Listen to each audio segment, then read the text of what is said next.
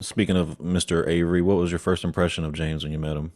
Oh, I think I loved him from the start. He was so warm and welcoming and never in all the time that I knew him did I feel the, for lack of a better word, the weight of his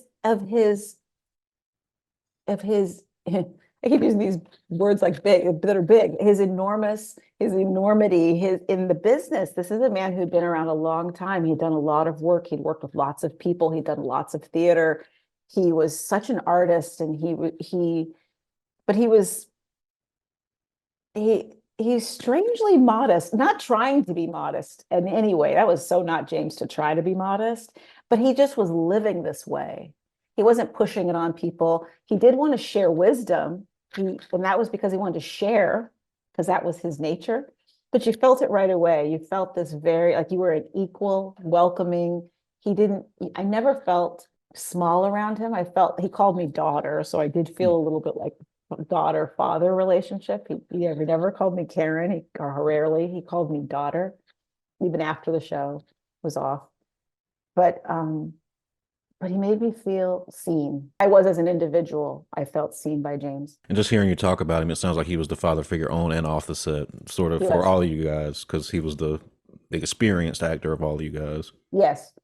Without a doubt, he was the father figure. He took it very seriously, that role. He really loved us. He respected us and loved us. He didn't look down on us as, younger actors, or oh, they don't get it, or they don't, he didn't have any of this dismissive stuff.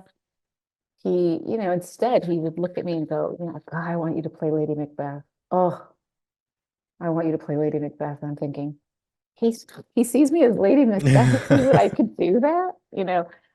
What? I give you a lot of And confidence. yeah, but he got to know us, and he understood, he understood that I was capable of it. Yeah. And I think he wanted to let me know you're capable of that.